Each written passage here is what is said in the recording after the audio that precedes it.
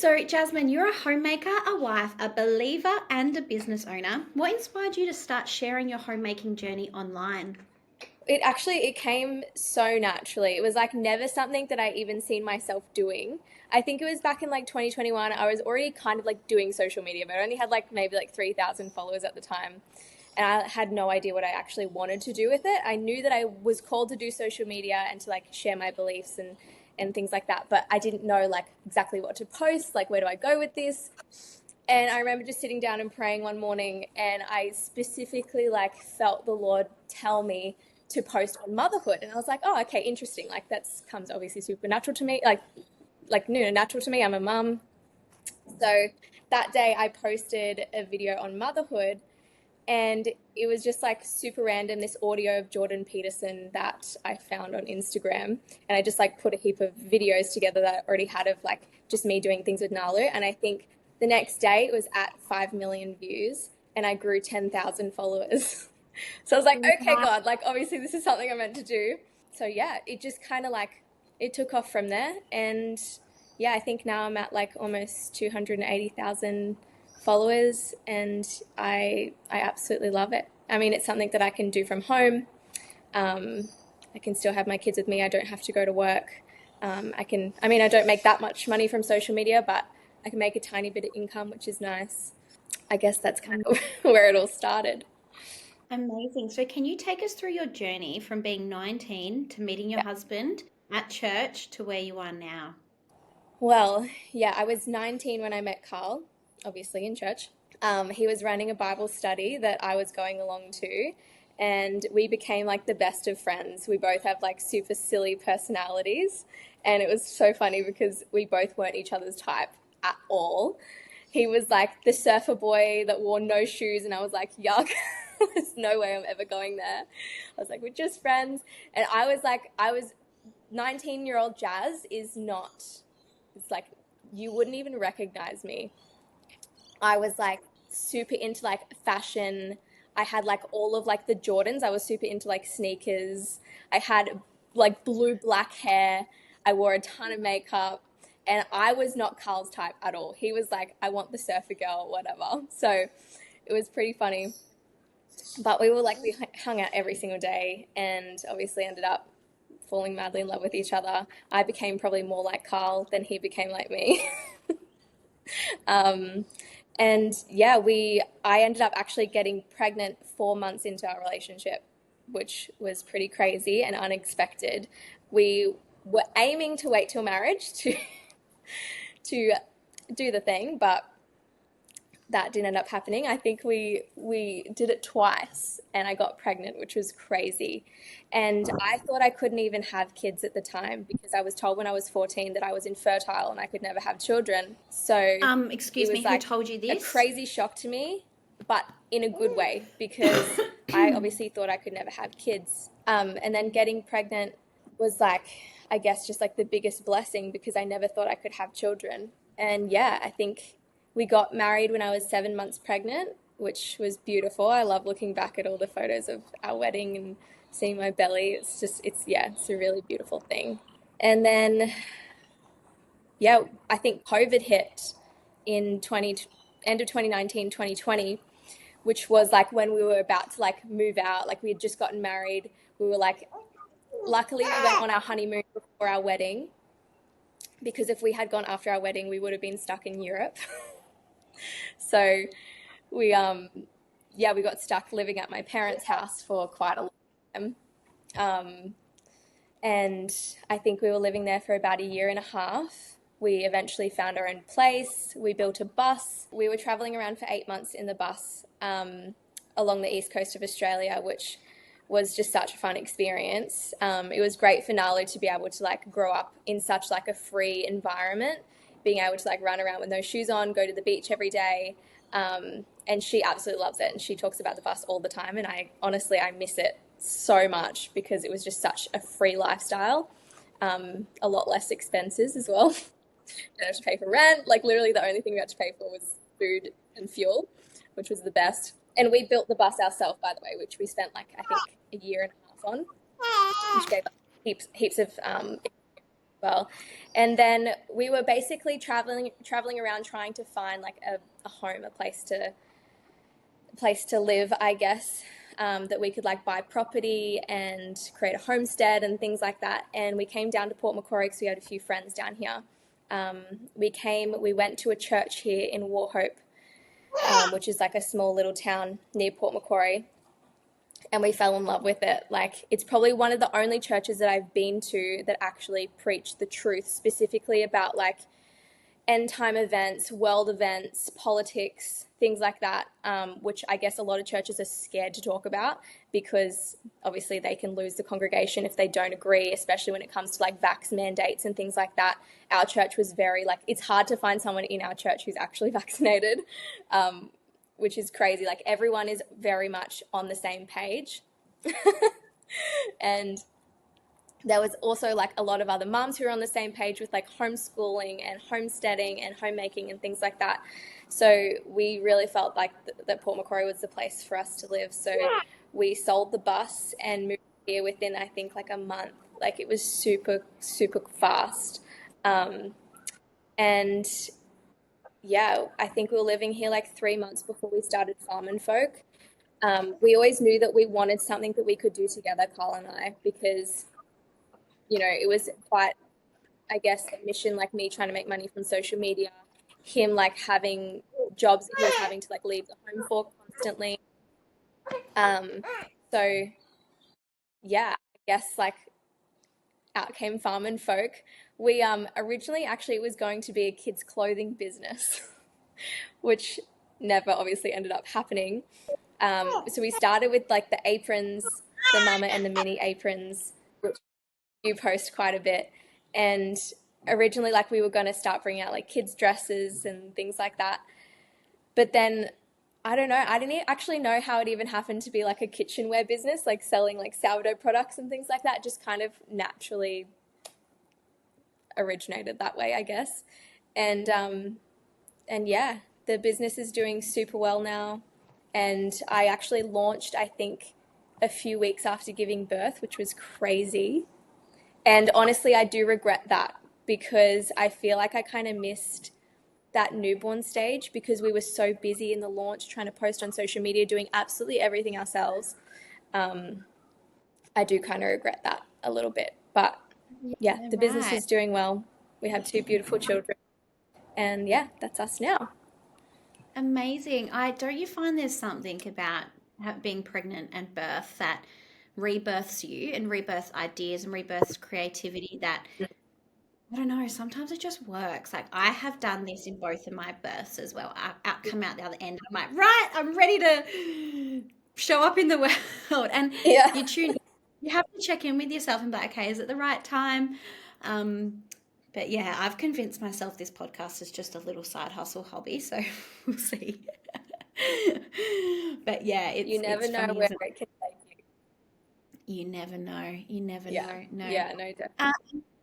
Amazing. Isn't it amazing where it just everything can lead you if you're just willing to step into the open doors?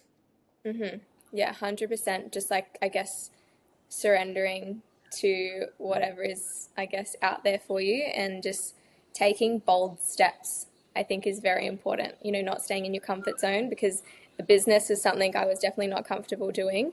Um, but I guess now it's like, not super successful, but it's getting there and we're really enjoying it. So it's nice. And it's really good that you're starting this podcast as well because, I think you have a lot of great ideas and, you're a super smart woman when it comes to like business social media. Like, I love watching your posts. Oh, So I thank think this you. could honestly do really well. Oh, I love watching you too. I get so inspired by so much. Because the thing is, and I feel like you're going to align with this, is like when you start to plan your future, that's when it becomes overwhelming. And that's when you don't stick to your plan and then you get hard on yourself. Mm, Where when you live in the moment, when a plan gets, I call it a download, you're more connected to God. But for me, I'm like more the universe. So I call it my downloads. So I'll have a download and it'll be like, do this, and I'll start that day. And my friends tell me all the time, you don't muck around, do you? And I'm like, no, like I don't have time to muck around. Like I want to do things in the moment in the day, but and people always ask me like, "What's your plan?" And I'm like, I never have a plan because anytime I've made a plan for the future, it doesn't happen, and then I'm like, I can't stick to anything, and then I get really hard on myself. And it sounds like you're quite the same. Like if you have an idea in the moment, you're like, I'm just going to go with it. For sure, 100%. Like I'm very much the same. Like if I don't do something right then and then, like I'll either forget about it or just get like super overwhelmed. So yeah, I'm very much like something will come into my head. I'm like, "Okay, I got to do this like right now, and I have to finish it, Same. otherwise I get stressed." Yeah, same. So did you grow up homemaking in a homemaking environment, or was this something you discovered later on? Yeah, I very much did. So my parents were a very like traditional couple. My dad worked, he had his own business, running a tiling business for like I think like 40 years now. My mum stayed home pretty much the whole time. I think she had little jobs here and there that didn't really last long because she's definitely a homemaker at heart. She loves to, bake things, and she was always like the house was always super tidy. She made my dad's lunch every single morning. Did all of the homemaking things, like did all the clothes, all the cleaning, all of the cooking. So I grew up in that environment, but that's not something that I aspired to be, especially coming into my teenage years, with obviously feminism and like the boss babe era. It was definitely not something that I seen myself doing. I wanted to be like, you know, the single business owner, like boss babe, making a ton of I don't, money, obviously out of the home. Yeah, yeah, I obviously don't like need I more. wanted children, but I never like seen myself homeschooled. Yeah, so I had a Yeah. coaching business, and I remember in the beginning of my coaching business, I'd be like, I grew up in a single family, and my mum raised two kids without dads. My dad was in my life, but my mum did it on her own, and she was a beauty therapist working from home and like paid off her mortgage by herself. But she was in her fight and flight. She was in her Mm. survival mode our whole childhood, and I remember when I went into my business coaching, I was like, like to all these women, I'm like, you need to look after yourself. Like you need to like, and now I look back and I'm like, oh, like that's so not even what I believe in. Like I'm the same as you. Like I look back on 19-year-old Ebony and she's unrecognizable. But I also look on Ebony 2 years ago and I think, wow, you're still unrecognizable. Like I was in I was in a relationship. Me and my partner been together 10 years, and I'm still like, I'm an independent woman. I don't need no man. And now I'm like, I need you. It's so much can change in Yeah. such a short amount of time. It's incredible. That's it. But I really believe you have to be open to growth, right? Like, and changing the narrative. Yeah. So, what does homemaking mean to you, Yeah. and why is it so Yeah, important to definitely. you? Well, honestly, like I think homemaking is just loving my family and having a desire to serve them and give them exactly what they need. Like my husband is a hard worker. Like he's right now obviously at work, um, and I think like because I love him, I want to serve him. I want to make his meals. I want to clean up after him. I want to do those things. I want to be there for my child. Like teaching her exactly what I want to teach her and making all of her food from scratch because I want to know what exact ingredients is in those meals. I think it all comes down to just loving your family and wanting what's best for them. Um, and obviously, like as a Christian, I think as women, we're called to do that as well. I think it's very much the way that God created us. Like it's in our nature to want to serve and want to help. Like when in the Bible, when Eve was created, God said, "I want to make a helper suitable for Adam." And it's not something like I'm any less than my husband. We're both 100% equal in worth. I just am a helper. I make things easier for him. And obviously makes things easier for me. I don't have to go out and work. He's going and providing and making money so we can have food on the table, so we can have running water, so we can have, our lights working, so I can have clothes, like nice clothes to wear. So I think it's an equal partnership of love. Just we both have totally different roles. I hope that makes sense. Do you think with this feminist movement we've had over the last few years, do you think there's a lot of women running in their masculine, but then still wanting the man to be masculine, but then wanting to compete with the masculine, not stepping down and providing for him? Therefore, he can never be the masculine provider. For sure. 100%. Like, I think feminism, like modern day feminism, has twisted things so unproportionately, that to the point where men can't be masculine because there's already a masculine presence in the household. If I was in my masculine, if I was like super assertive and wanting to be like the breadwinner and all of things like that, it makes men naturally feel less than.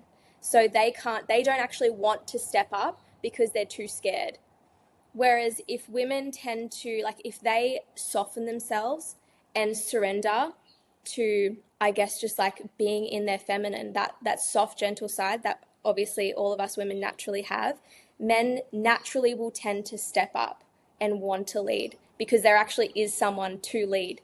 If the woman is in her masculine and she's already leading, the man obviously has no one to lead but himself. So there's this twist, and it won't work, you know, if a woman's in her masculine and the man is obviously in his masculine or in too much of his feminine. It just doesn't work. It doesn't work. And I can speak from experience. Like, I have been a very masculine led woman. And it wasn't until a life coach about 4 or 5 years actually told me, like, your man's never going to take control and make the bookings and take the lead if you're too busy leading. Like, you need to soften and surrender. And I think there's a lot of women who, and I hear it all the time in the community, like, oh, I want my man to be more masculine, but he isn't doing this and isn't Yeah. doing that. And I'm like, well, do you have his back? And can you, when he is out there providing, are you looking at his washing? Are you feeding him? Are you nurturing him? Like, it wasn't until I had that click of, I can never control a man to be more.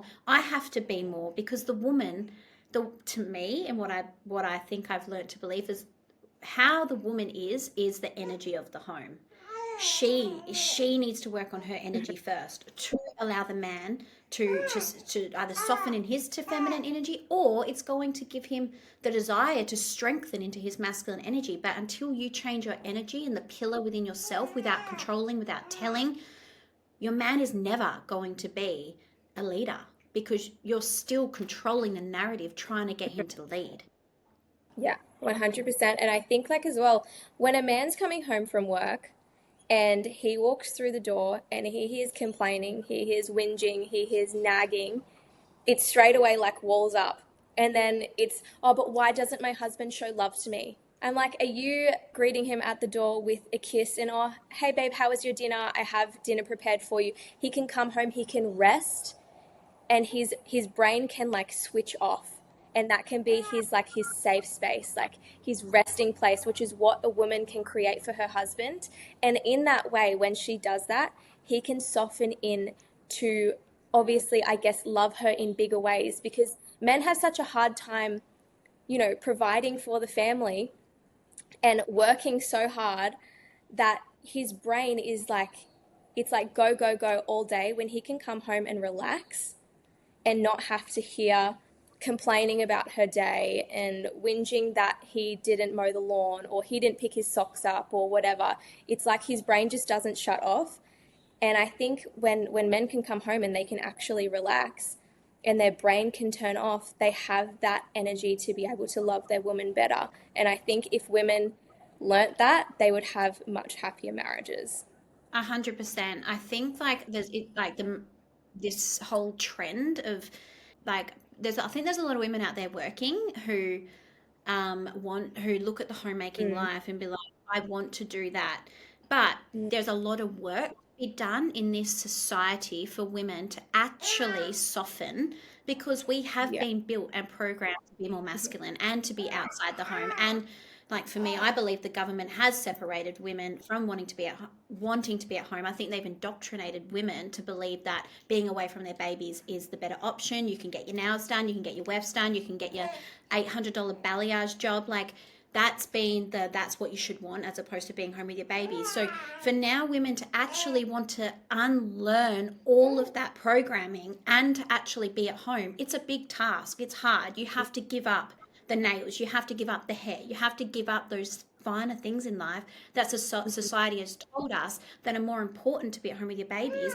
And then you have to let go of the ego to serve your man. And yeah, and it's work, but it's the woman's work, and it's there's so much unlearning to do. And I think they'll see a lot of women out there, especially posting in like conscious mothers groups and stuff like, about things that they want to create. But I don't like, it's not easy. You still have to do the work, and you have to unlearn. Like if you've been brought up Yeah. by a mum who has been in her survival and being told that, you know, to survive, especially when, like myself, when you haven't grown up from parents that are loving to one another, you've grown up with parents that have hated each other, that have criticized each other, that have, has forced my mum to be a survival mum her whole life and not be the homemaker and not be the nurturer.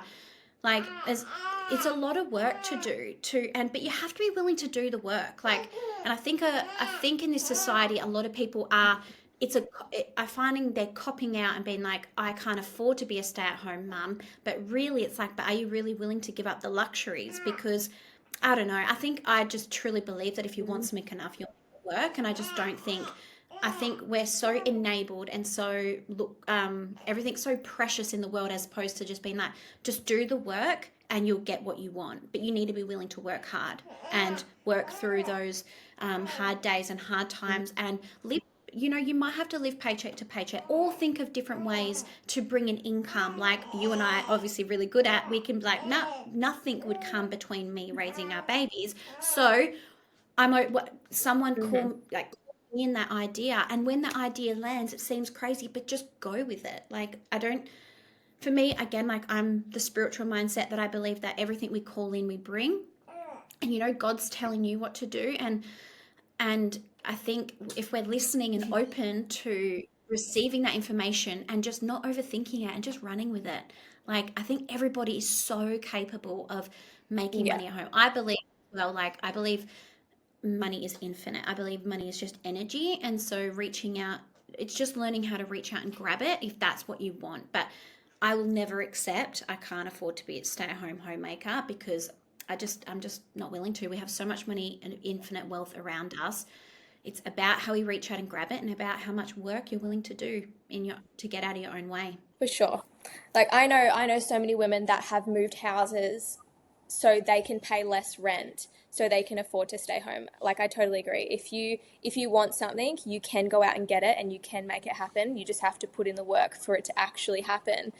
Um, like for example, I don't get my nails done. Like I don't remember the last time I got my nails done. I've gotten my hair done maybe like once every 2 to 3 years. Whereas like before, I was getting my hair done every 3 months. I always had my nails done. I was always like buying new clothes like every single week. There are things that you have to sacrifice. But I think like if you love your family enough, you will do it. Yeah, 100%. And like I have friends that go to work and leave their babies, whatever. Like if that's what you want to do it and own it. And I always am like, if you want to do something, or if you have a calling to do something, own it. Own it so strongly that your pillar is so strong that no one can flop you around. But I just don't like it when people are like, oh, you're lucky you get to stay at home. And it's like, well, no, I just worked my ass off to stay at home with my kids, and nothing would come Yeah. between that. Like you can't break me. I'm so strong in that Yeah. pillar, and you would be the same, so strong in that pillar that nothing can shake you. So Yeah. do whatever you think it is and raise your kids however you want, but be strong in yourself. Don't look at anybody else's life and be like, you're so lucky, or that's what the life I want.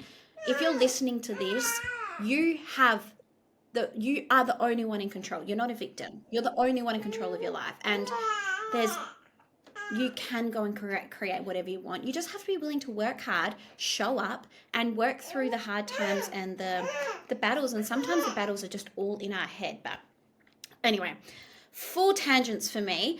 I want to go back to your mum life, because I know how hard and challenging it can be to raise a business and have babies at the same time. So I want to know, are you a routine person, or do you more so go with the flow? I think both. I love to have a morning routine. I love to get up before my kids, which doesn't always happen. Like this morning, I woke up I think at 8 o'clock, which so did Hosea and Nalu, luckily. I think, oh man, it is tough. It is tough. Like I'm not gonna lie, I'm not gonna sit here and say it's super easy running a business while having a 5 month old and a 4 year old and homeschooling at the same time and making everything from scratch. I go to bed absolutely exhausted. I hardly have like any time to myself, but in saying that, I love what I do and I wouldn't change it for the world because I love my family and I want to see us thrive. I want to see my kids thrive and I love seeing them happy. So I work my butt off all day, every single day, from the time I get up to the time I go to bed because I love them. Um, and I think routine is super important when you have kids. Kids thrive off routine, I totally believe. I think routine is definitely important, especially in the mornings when it comes to homeschool, when it comes to like obviously like them getting outside and playing and seeing friends and things like that. But I also definitely am more of a go with the flow girl. I am a type B personality. So, what led you to the decision of homeschooling? I guess just like seeing, especially in like around COVID, what happened with schools and them mandating the vax and also kind of seeing the whole LGBTQ thing play out in schools. I have some nieces and nephews that have kids that identify as cats in their school, and they literally have a litter box in their classroom for these kids to go to the toilet. It's absolutely mind blowing to me. Also, I was homeschooled for a few years, which I loved. I was pulled out of school for bullying, well, not me bullying, but people bullying me. I wasn't having a good time in school whatsoever. And I think now having kids, understanding that a lot of social anxiety, a lot of mental disorders, things like that can come from bullying in school. Also, kids sitting in a classroom for 6 to 8 hours a day, you know, doing the exact same thing when kids have different strengths. I just think the schooling system is so twisted, and the reason that kids were put in school in the first place was so they could create workers, right? It had nothing to do with kids learning and being entrepreneurs or learning the things that they need in life, like how to do taxes, all of those important things that we don't learn in school. It's just the whole schooling system is so twisted. Kids don't learn what they need for life. I also believe that kids don't need to be hanging out with the same age bracket every day. I always get comments like, "Oh, your kid's not going to be socialized if they don't go to school," which is just so untrue. My kid is probably the most social kid that I know. She's willing to talk to anyone. She is super outgoing and confident. And I see kids that go to school that are so shy that, are so attached to their parents. They don't want to talk to anyone besides their parents because they're too scared, they're too nervous. I definitely don't think it's needed. And at the time being, I don't think it's safe to be putting your kids in the schooling system. Do you think, with what Trump now being in, do you think Australia is going to follow in terms of this whole gender? And I don't even know the lettering. Is it LJBQ? I don't even know it. But do you think now Trump's in? Do you think Australia can follow and hopefully put some hard laws in place to protect our kids in school? Because I'm the same. I'm petrified of sending my kids to school. If a child's in the Mm. school to be a cat and everyone's enabling this behavior and not calling it out, I'm not sending my kids to that school. So, do you reckon, because I know you follow politics, do you reckon we're going Mm. to follow Trump? I think so. Like, I think Australia has always kind of followed the US in a lot of ways, but still, we don't really know. I think the election is maybe, what is it, in a few weeks? I'm not sure, but like Albanese, he has done horrible things for Australia. He's done nothing good. He's marching in the Mardi Gras. He's completely pro LGBTQ. From what I've seen, like very anti God, even though he calls himself Christian. I think with him in power, we're definitely probably not. But depending on what happens with the next election, we could be definitely going down that path of being more conservative and having more stricter laws in place. And I definitely hope that that's the case. Me too. So, how are you finding homeschooling already? Were you nervous to start? I was so nervous to start, very, very nervous, just because like I had no idea what I was doing, and I thought it was going to be super confusing. I'm like, where do I even go with this? What do I teach her?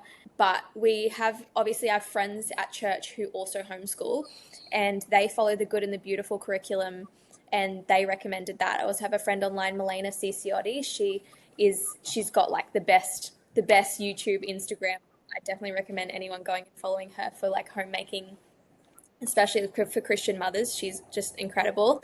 She was also doing the good and the beautiful with her children, and she loved it. So we went with that, and it has been a breeze. It has been so easy, and Nalu loves it so much because I can actually make it fun for her. I know her strengths and the things that she loves, so I can kind of tailor it to her personality, and we make a big fun game out of school. And yeah, she's loving it. She's already learnt pretty much the whole alphabet in 2 weeks, which is amazing.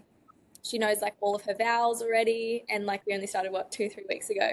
Well, I went to school for till year 10 and I still don't know grammar and all my vowels. So shows.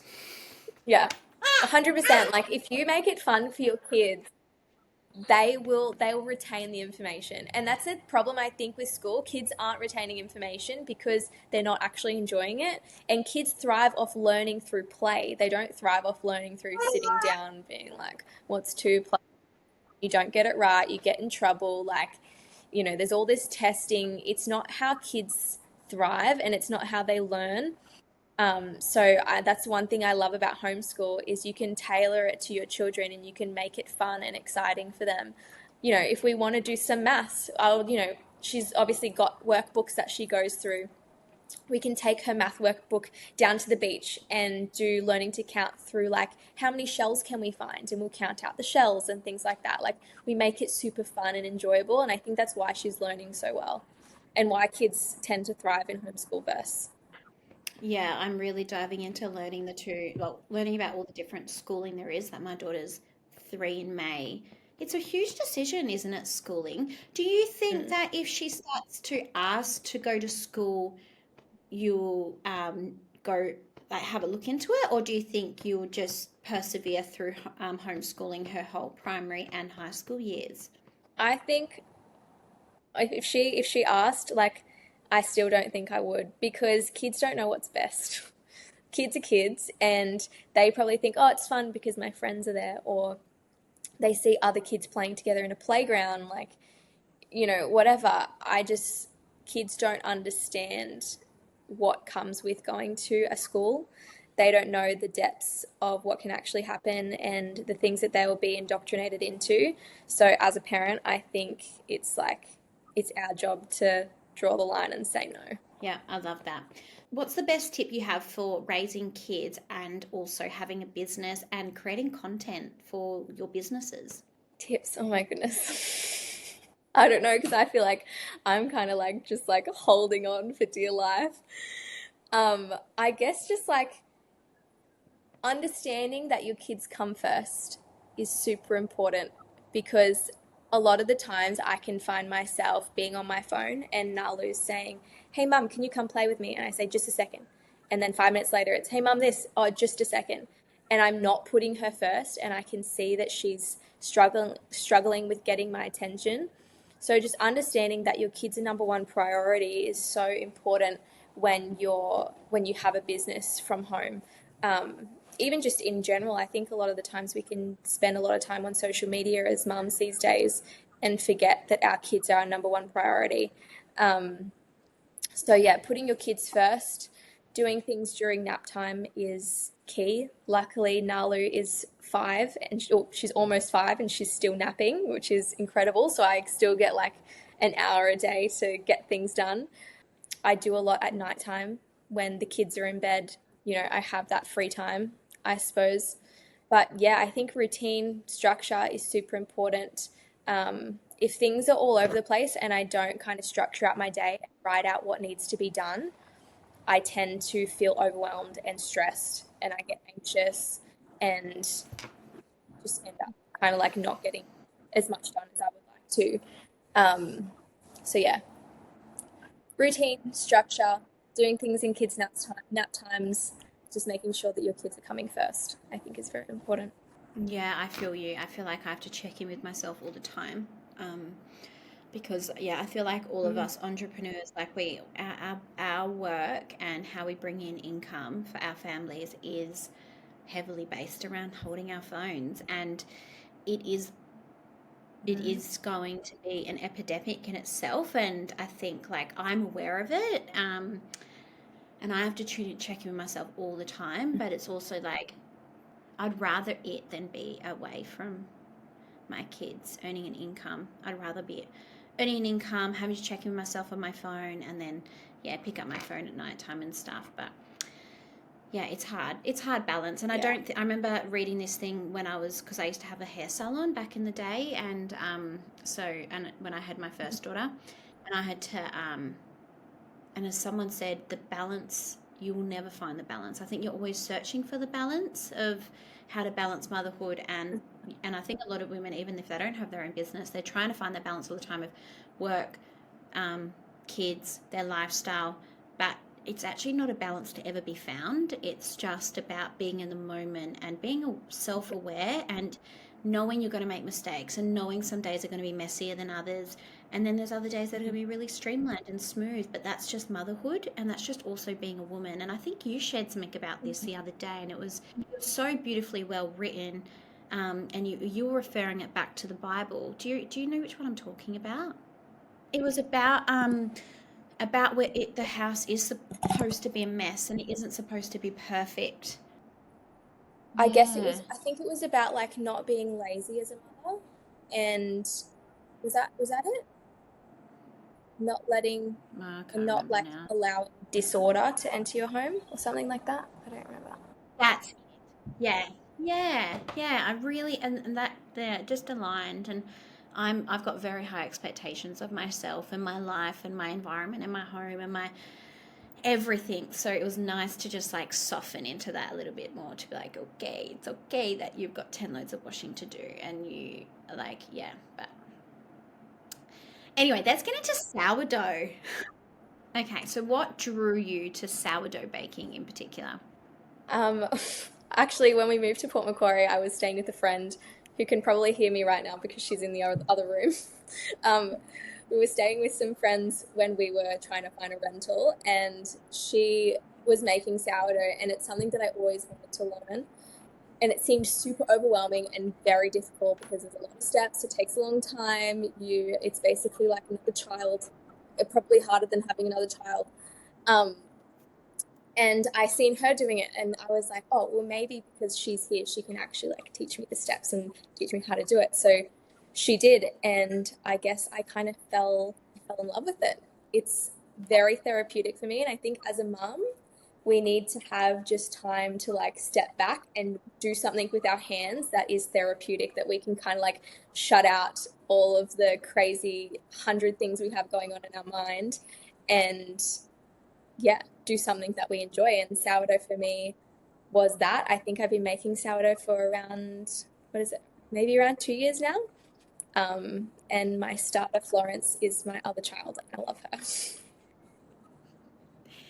You definitely need you definitely need grit, determination, and perseverance to start sourdough. Like you can't just start it and just think this is not for me. You have to just keep trying and troubleshooting, because it is overwhelming. But Yeah. once it clicks, I feel like it clicks, and I feel like I've only just had the click happen, and I'm so obsessed with it. It's wild. It's addictive. It is definitely addictive. I think like when you get your first loaf that's actually like it's risen and it has a good ear and like a perfect crumb on the inside, it's like, wow, I actually did this. I made this. It's like this sense of like, oh, just like I guess pride and joy in like this loaf of bread. It is strange when you think about it how obsessed we are with sourdough. Right. Have you gone through, like recently so how I came into sourdough was I used to buy it off a girlfriend who has a micro bakery in Mandurah, and then she went on maternity leave, and so I was getting my bread each week from her, and then she went on mat leave, and she did a little workshop and taught a few of us girls how to make it. Anyway, I didn't understand it whatsoever. I left the workshop being like, I still have no idea what I'm doing. The poor thing, she probably regrets trying to teach me so much, because I blew up her inbox like that many times a day for the next like probably 3 months at least, being like, okay, it's happened. What do I do now? But like I just didn't Mhm. understand it.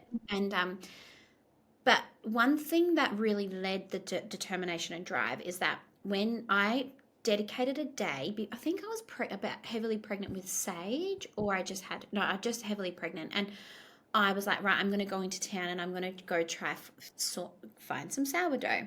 And I went into town, drove into Mandurah. I live about half an hour from like the CBD of Mandurah, which is I'm on the west coast, so Perth is like quite big and scarce. So Mandra's about an hour south of Perth, the city, but Mandra's its own little city in itself. And then I'm another half an hour. So we're like quite, I call it rural. My neighbour thinks we're not rural at all, but I call it rural. And I drove into Mandra. I dedicated a whole day to from shop to shop to shop to find sourdough. And I came home that afternoon at 4 p.m. with no bread, because when I started reading all breads, there was no bread I could find with only 3 ingredients in them. Bread is one of the most toxic foods on the market. I am like, I've been for the last 28 years, I've been eating bread off the shelf. And I don't know how long ago it all started to add the ingredients in. Like, I know my grandparents, they would have been brought up on 3 ingredient bread. So in this timeline from our grandparents buying bread to now, like even from bakeries like Miami Bakehouse, like I would think, oh, this is a bakery, they bake their own bread on the spot. It's still got like folic acid, it's got thiamine, it's got other and these stuff say vitamins. Like, this is synthetic, these are not vitamins the body wants. This is, especially if you carry the MTHFR gene, like which is 45% of the population, or just about.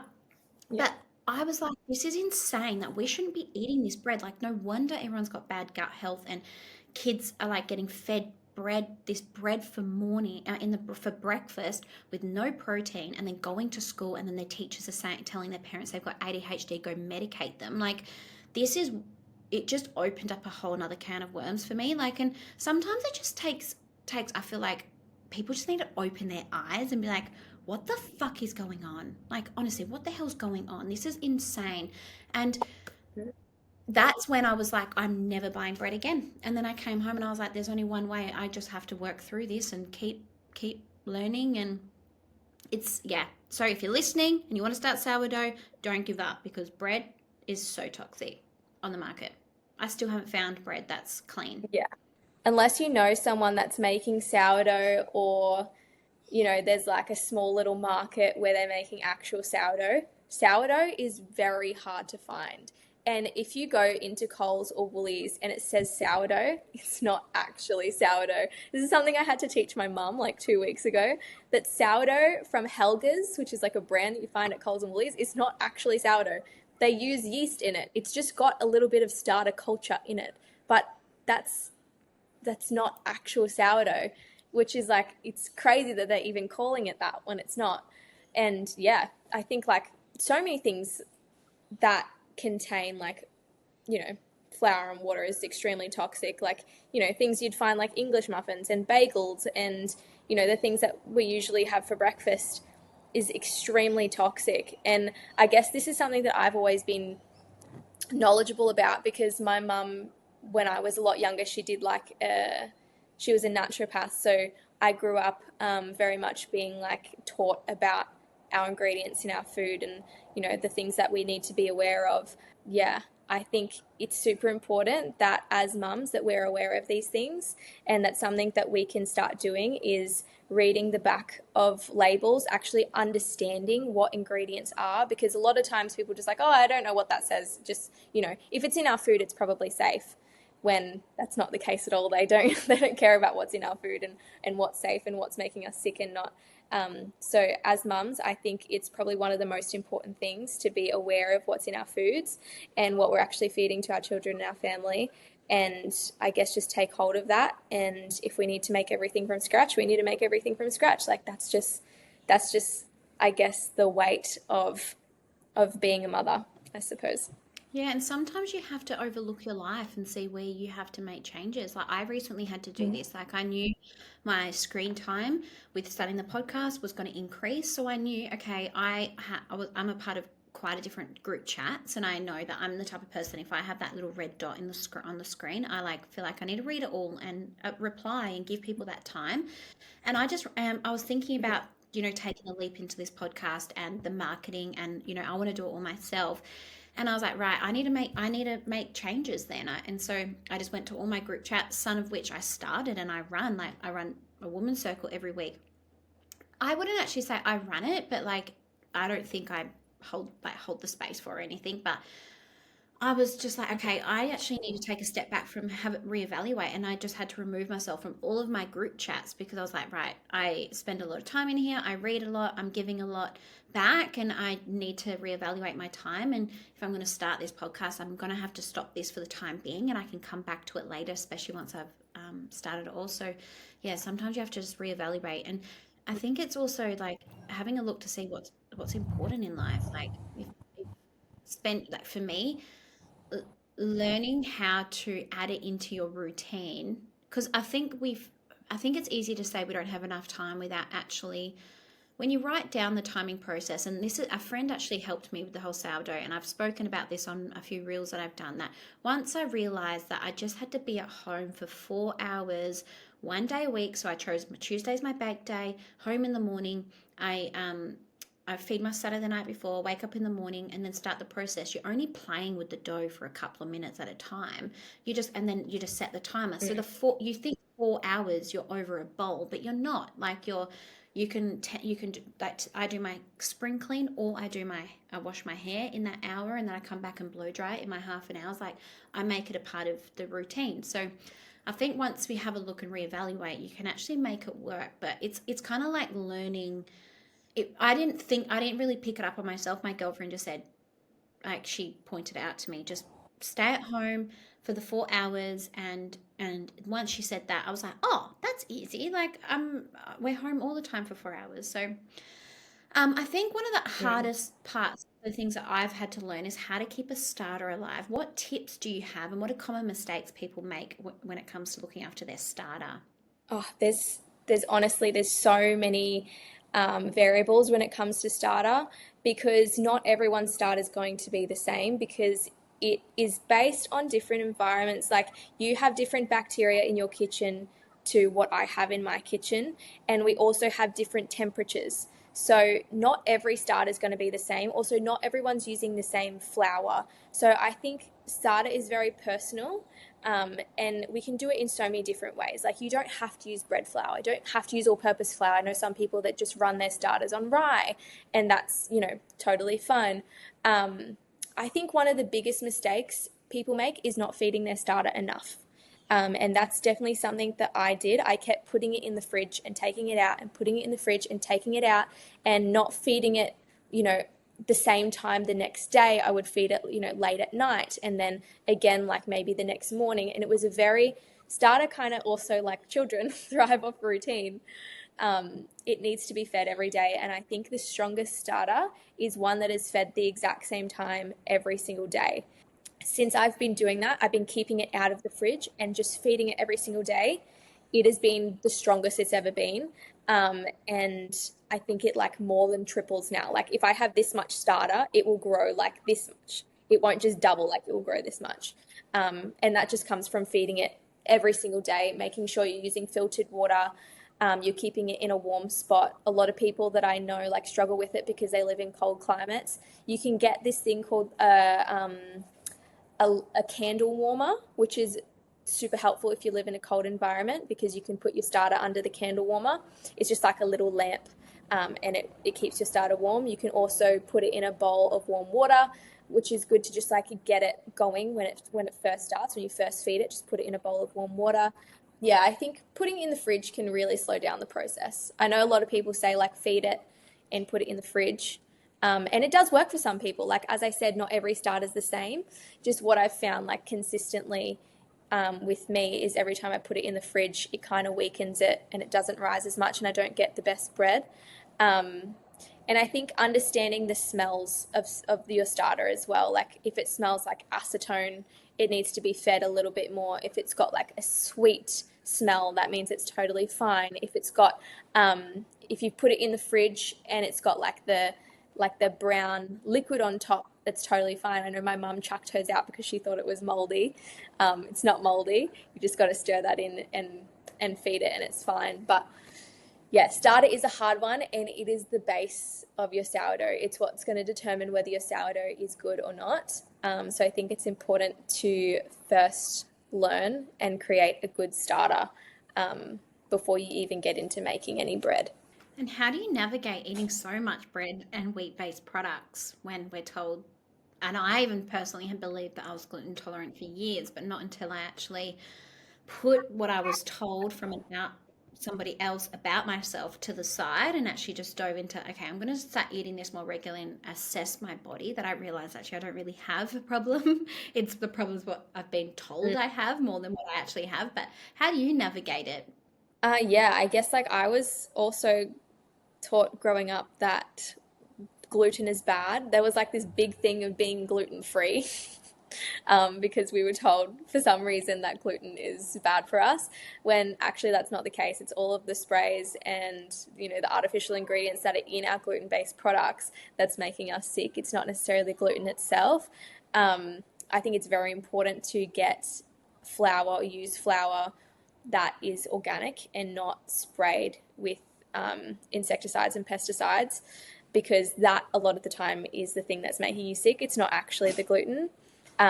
And also, for some reason, I guess like because I post a lot about it, but people have this idea that I'm like eating just bagels and bread all day for breakfast, lunch, and dinner, and that's not the case. My husband is actually gluten free. He's got like a pretty strong intolerance to gluten, so every now and again I'll make him something sourdough spelt, and he's fine with that. I know people that gluten intolerant sometimes can have spelt, and that's fine for them as long as it's made with sourdough. So it's just Nala and I eating the bread, and maybe we'll have a slice of toast for breakfast or a bagel for breakfast. Sometimes I might have a little bit of focaccia in the afternoon, but I'm not eating like a ton of bread. I think if you ate bread for breakfast, lunch, dinner, you might have an issue. But yeah, I'm only having like maybe one or two bits of gluten a day. Yeah, and the gluten thing, like just because it's vegan and gluten free doesn't mean it's healthy. Like you said, like in seed oils and Mm. gluten-free products are usually Yes. fake products, just like vegan products. They're fake products. They're made in a warehouse. Like it's still like not from the land and not from the earth. So I can see so many people just like buying gluten-free products and vegan products thinking they're buying healthy, and I just want to headbutt them, honestly. It's like, wake up. Yeah, I know.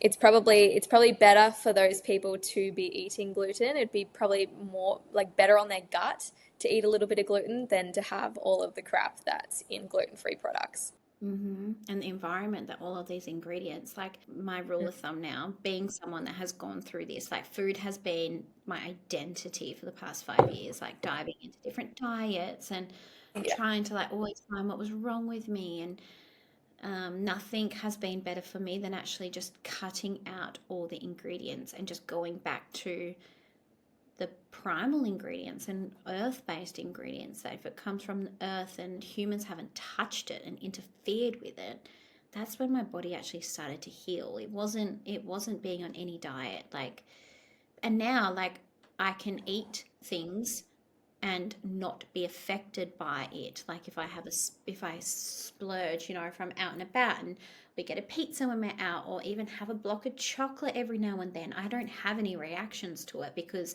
I've healed my body by cutting out the ingredients in our toxic soup of society that we live in.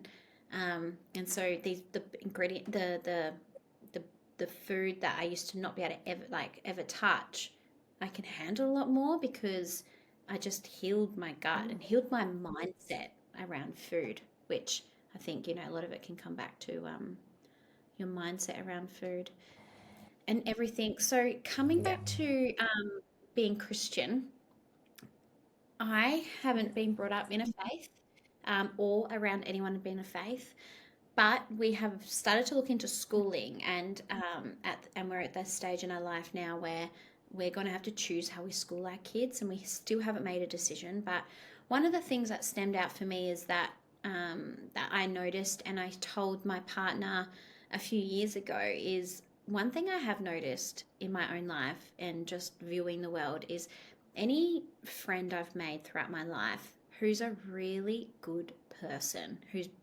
really giving, really thoughtful, polite, got a good relationship with their family, um, has been to a had was brought up in a private school, and it didn't doesn't mean whether or not they were raised on a faith or a religion, but they went to a private school that was either Christian or Catholic. And ever since I realized that, it made me think I would prefer probably to send my kids to a private school that had a religious background to it than go to a public school, because I have seen the difference in children and how they're being raised in a faith. So, yeah, so tell me more about your faith, and why would you think it's important for more people to that who are like me, who haven't been brought up on any religion, to learn more about perhaps. Interesting question. Um, I guess, like for me, like I can't really tell anyone like this is what's best for you and this is what you should do.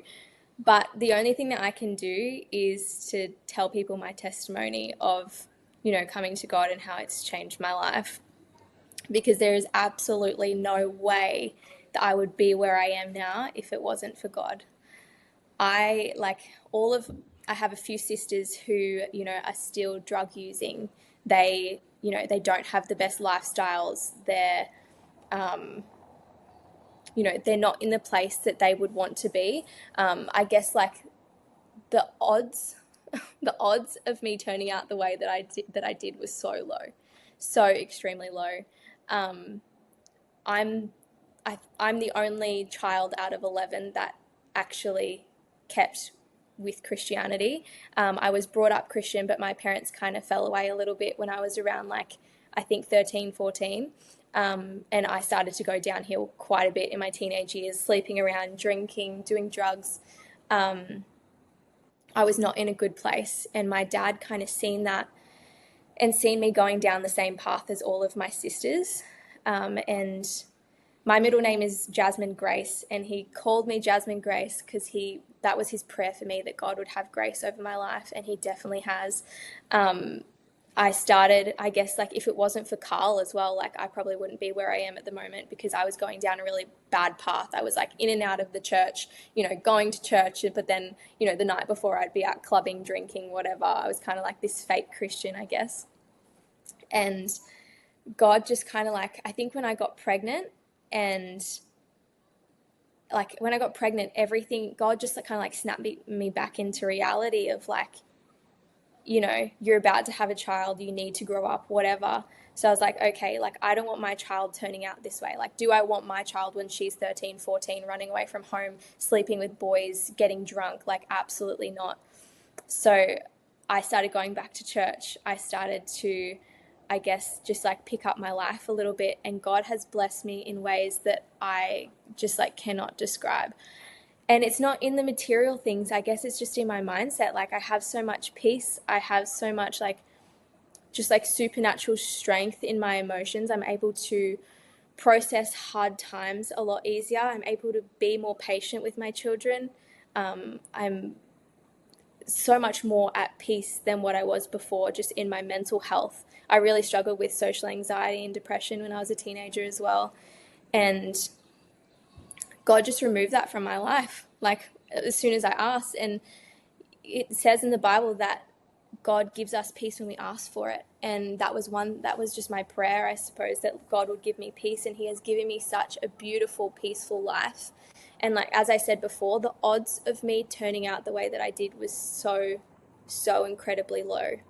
Um, and I'm so blessed to be where I am now. I have a beautiful marriage. I have two beautiful children. I have the ability to be able to stay home and make everything from scratch and work from home and encourage other women. And I honestly don't believe that I would be where I am if it wasn't for the Lord.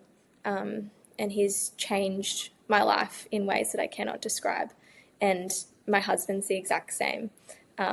So I think, if you're struggling with your mental health, or with, I guess, just like trying to figure out what you believe, I guess just like starting to read the Bible and asking God questions is the best place to start because He will answer you. Um, I have a lot of friends who didn't grow up Christian and, they ended up coming to church and reading the Bible and just kind of like seeking. And they've found so much peace and so many answers, I suppose, to life. Because, I also, like, when I was a little bit younger, started to get into spirituality and, like, did a lot of yoga and was into, like, chakras and, um, I guess, like, I don't know, heap of, a heap of spiritual stuff. And I found with that, and I'm not, dissing what you believe in any type of way. I'm just telling you my experience. I guess there was never really a place that I could get to that was good enough, if you know what I mean. Like, I felt like with spirituality, it was kind of like you always trying to get to this higher level, this like higher self that you can never actually obtain because as humans, we're imperfect and we're never going to reach perfection. Well, I believe until we get to heaven, we won't reach perfection because we make mistakes, and that's totally okay. And I think as a Christian, we can find peace in knowing that Jesus is the perfect one for us. We don't have to be perfect because He has taken our sin and He died on the cross for us. So we don't have to try and be perfect. That's why He came. So He could take our sins away from us and we could have freedom in knowing that we can rely on Him. We don't have to rely on ourselves for, the strength and the peace and the understanding that we just know that God has it. Like, that we can lean on Him for those things. We don't have to rely on ourselves. And I think that's really beautiful and just surrendering to Him, and it really like takes that weight off your shoulders, I suppose. I don't even know if I answered your question, but I hope that makes sense. Yeah, no, it absolutely does. That was beautiful. How do you handle criticism or negativity online, especially being a faith-based influencer? It says in the Bible that as Christians we will receive persecution. I guess as a Christian, that's something that we're signing up to. Where people always say, "Oh, like the minorities, like they're the most hated." Like, um, the LGBTQ community, like they're so hated on and they're so persecuted. But that's actually not true. Christians are the most persecuted minority group in the whole world. There's still Christians being killed in third world countries. It happens every single day. Like, there's so many stories of people being murdered in front of their children, or their children being like slaughtered in front of them. Like, it's just like the most horrific stories that you will ever hear come from Christians who are persecuted in third world countries. So just understanding that, and like, I think is super important that, as Christians, we're not going to be liked, and that's okay. So one thing I do every single morning is I start my morning by just spending time in the Word and praying for strength. And when I don't do that, I find that I struggle. But when I lean on God for my strength, it's so much easier to have grace on those people and just understand where they're coming from, because so many people lost. So many people don't understand that it's actually not okay to tell someone to go kill themselves online. Like, I get messages like that all the time, like wishing death upon my children and things like that. And just understanding we come from a broken world and not everyone is in the position that I am. A lot of people come from really broken homes and they don't actually understand that those things aren't okay. Um, so, yeah, I suppose just like spending time in God's word and understanding that in the morning makes reading comments a lot easier. Yeah, I had like one of my first reels go viral the other day, and I just didn't look at the comments because I was like, Yeah. I just don't, I just don't want to. Because I've seen some of your comments before, and people are so Mm. nasty. I cannot even fathom the Yeah. words that people are typing, and yeah, it's sometimes I wish everyone would just look in the mirror, because to me it's like most people are just Mm. speaking into them. They're just how they feel about life, they're just speaking to themselves, and how they speak about themselves, they're just speaking to themselves. But Yeah. sometimes it can still be hard not to not to hold on to what people say. But it does take a lot of strength. Maybe I need to practice that in the mornings, maybe practice just because for me, I've always been drawn to content creation. I've been doing it for years. Like when we left to go traveling Australia in 2018, like I really loved getting behind the camera with my partner and taking photos and sharing our journey. And then I'd get so far, and then Mm. my following would increase slightly, and then all of the it's kind of like they won, like everyone trying to tame me down would win. Or do you know Mm. what? It wasn't even everyone. It was my own thoughts and my own fears about showing up online and how people speak about you.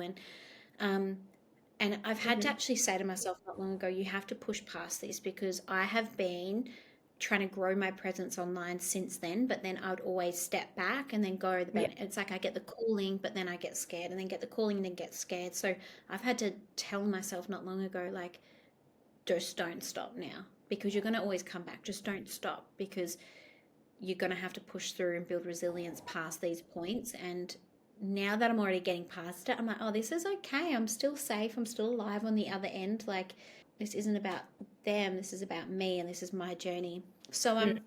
yeah, social media can be really overwhelming at times. How do you stay authentic while growing your brand online? Staying authentic, it's hard with social media because I feel like I'm constantly having to create content, and to be consistent, I'm always having to post. So I I think with being authentic, especially in like the field that I'm in with like homemaking and things like that, is just posting what I'm actually doing, not going out of my way to do things that I wouldn't do and like fake filming them so I can just get content out there, which I do find myself doing sometimes, just to like create content and to stay consistent. But I think it's important, like, I guess you're, I suppose, like in the same kind of category as I am on social media, is just posting the things that I'm actually doing, the things that I'm passionate about. Yeah, I guess just like being authentic, as in, like, yeah, posting the things that I'm actually doing and I'm actually, that I'm baking for the day. Like, if I have a sourdough loaf to bake for my family, I would just film it. I'm not going out of my way to do certain things to just create content. And I think that's super important because I suppose we could also feel super overwhelmed having to do that as well. Um, I hope that makes sense. Yep, 100%. I totally agree. Goodness, I couldn't even imagine having to like fake anything. I'm like, oh my God, that would definitely overwhelm me. All right, so before we wrap it up, what advice do you have for homemakers who want to turn their passion into a business or build an online presence? I think doing what you already love and what you're good at. Like, some people are really great at making sourdough, so they start a micro bakery and start going to the markets or whatever, or start selling ebooks online on how to make sourdough. Or if you're good at knitting, there is so many like avenues where you can make money from that, especially from digital products. I think digital products is like one of the best ways to make money online, especially as a stay-at-home mom, because it doesn't take your time. You create the product once, it's there. You can sell it through, Instagram, creating reels, or TikTok, just like posting content online. Um, like, one of my friends who was just here looking after Hosea and Nalu, she's an amazing cook. Like, she is so good at baking. Her desserts are incredible. She just like brought over this brown butter passion fruit cheesecake last night, and like, she's so good at it. And she's just started a blog, um, just like posting her recipes, and that's like a great way for her to be able to make money online. There is so many avenues as homemakers to make money. Like, as you said, the money is just out there, it's infinite, and we can make money if we put in the work and the effort. But I think it's important to stay genuine in that, as in, like, just doing things that you love. And there's so many courses out there as well that you can find that that teach you to make money online through like digital products, or I guess what I do, like just being an influencer and working with brands. Like, that's a super easy way to make money online without having to put in too much effort. Starting a business on top of that is a lot of work. I guess if that's something that you're passionate about, and if you're as crazy as me, there's always like, you can make so much money from like e-commerce stores and things like that. My husband and I are very entrepreneurial, so we always wanted to create some kind of e-commerce store where we're selling actual products. But as a homemaker, I think, yeah, it's super easy. The money's out there. You just need to figure out what you're good at, what you're passionate about, and go from there. Amen. What's next for your family and Farm and Folk? Well, we're working on actually a lot of products this year, which is very exciting. We have new apron colors coming. We're just about to launch our whole sourdough kits. We had issues at the start of the year with our wicker basket manufacturer. She like fully screwed us around, and we got sent thousands of baskets that were wrong. So we had to find a whole new manufacturer. Yeah, so we've got our whole new like sourdough kits being released, which is very exciting. We're selling it as like a whole set, and then we also we're going to be releasing cast iron pans probably at the end of the year, like cast iron Dutch ovens. We have obviously our sourdough bowls. If you guys have been following me for a while, you know our sourdough bowls will be coming out soon. There was an issue with the hurricane on the Gold Coast because our manufacturer is on the Gold Coast. So she was struggling getting them done because they ran out of power. So we'll be heading down there in I think about 2 weeks to go pick them up. Yeah, there's I guess just like a lot of product launches this year, which is very exciting, but it does take a lot of work, and I find that that's what's kind of takes the most time is just manufacturing products, trying to find the right manufacturer that like aligns with our values and things like that. That's really exciting. Yes, it's my life. Amazing. Well, I'm so excited to watch you grow, and you inspire me every day and give me new.